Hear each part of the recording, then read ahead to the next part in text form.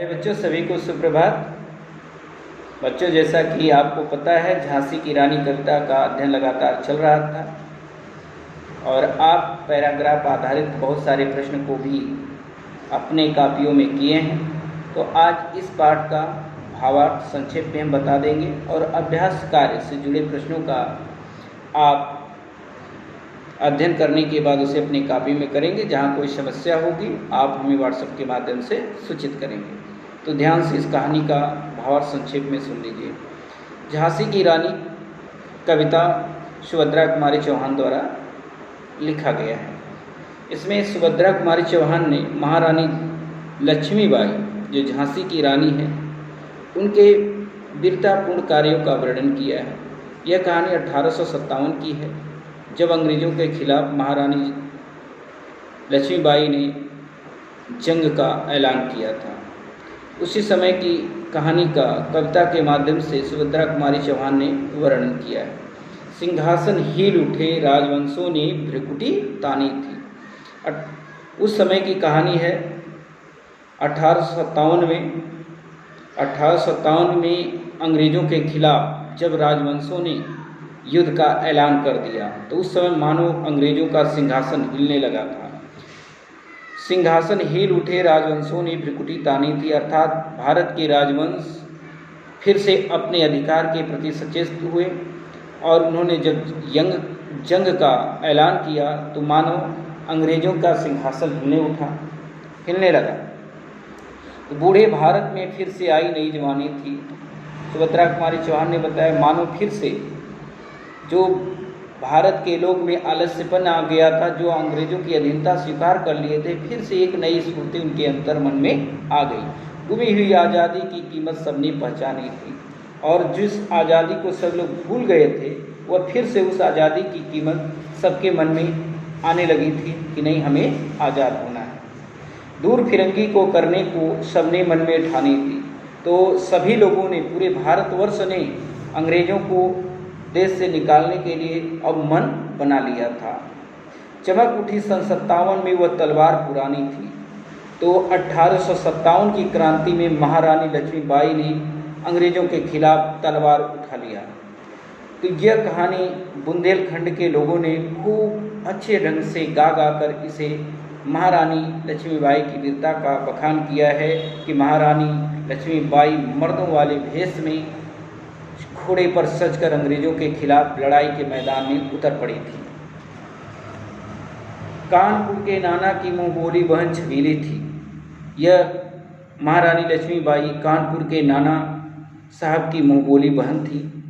लक्ष्मी, जिनका नाम लक्ष्मी था, पिता की वह अकेली संतान थी। नाना के संग पढ़ती थी, वह नाना के संग खेली थी। वह दुंदुपत नाना के साथ पढ़ी लिखी भी थी और उन्हीं के साथ खेलना कूदना भी वह करती थी। बर्छी, ढाल, कृपाण, कटारी उसकी यही सहेली थी। तो महारानी लक्ष्मीबाई का सहेली कौन थी? बर्छी, ढाल, कृपाण मतलब तलवार, बर्छी, कटारी, इसी से वह खेलना पसंद करती थी बचपन से ही। वीर शिवाजी की गाथाएं उसको याद जवानी थी। मतलब मराठा सरदार वीर शिवाजी की जो गाथाएं थी, जो कहानियाँ थी, मानो लक्ष्मीबाई को वह जवानी याद थी और उसी वीर मराठा शिवाजी के व्यक्तित्व से प्रभावित होकर इन्होंने भी युद्ध कला में निपुण होने का संकल्प ले लिया था। तो ये बार बार यही एक शब्द को दोहराया जाता है कि बुंदेले हर बोलों के मुँह, हमने सुनी कहानी थी, खूब लड़ी मर्दानी वह तो झांसी वाली रानी। लक्ष्मी थी या दुर्गा थी, वह स्वयं वीरता की अवतार। देख मराठे पुलकित होते उसकी तलवारों के वार। सुभद्रा कुमारी चौहान ने वर्णन करते हुए, उनकी वीरता का वर्णन करते हुए कहा कि वह जब युद्ध के मैदान में उतरती थी तो वह दुर्गा के रूप में, मानो दुर्गा के रूप में उनका अवतार अवतरित हो जाता था और वह तलवार लेकर युद्ध भूमि में दौड़ पड़ती थी। और इस युद्ध भूमि और इस कला को देखकर पूरे मराठा के लोग बहुत पुलकित होते थे, प्रशंसित होते थे। देख मराठे पुलकित होते उनकी तलवारों के वार, नकली युद्ध व्यूह की रचना और खेलना खूब शिकार। वह इस कला को सीखने के लिए कभी नकली युद्ध करना व्यूह की रचना करके उसको खेलना, उसको शिकार की तरफ मतलब कि खूब शिकार इस तरह से कार्य करना जैसे कि वह शिकार करने जा रही हैं, वो खेल रही हैं, और यह तलवार रचना, ये सारी चीज़ें उनको इस तरह की बातें हमेशा याद आती थी। सैन्य घेरना, दुर्ग तोड़ना, और कभी सैन्य बना के उस दुर्ग को तोड़ना, इस तरह की कार्यों में वह बहुत रुचि लेती थी। तो इनके ये इस तरह के खिलवाड़ जो थे, खेल थे, वो बड़े प्रिय थे और ये प्रारंभ से ही करती आ रही थी। महाराष्ट्र कुल देवी उसकी भी आराध्य भवानी थी। तो महाराष्ट्र मराठा की जो कुल देवी थी, जिसको शिवाजी मानते थे, यह भी उस कुल देवी की आराधना और पूजा करती थी। हुई वीरता की वैभव के साथ, और उनकी शादी झांसी के राजा के यहाँ हुई थी, और राजमहल में जब वो आई तो बहुत सारी खुशियाँ आई और सारी चीज़ें उनको मिली, और वो पूरी महल में फिर से एक बार नई उजाली आ गई। लेकिन धीरे धीरे यह उनका खुशी बहुत दिन तक नहीं चल पाया। एक दिन अचानक राजा का देहांत हो जाता है और रानी विधवा हो जाती हैं।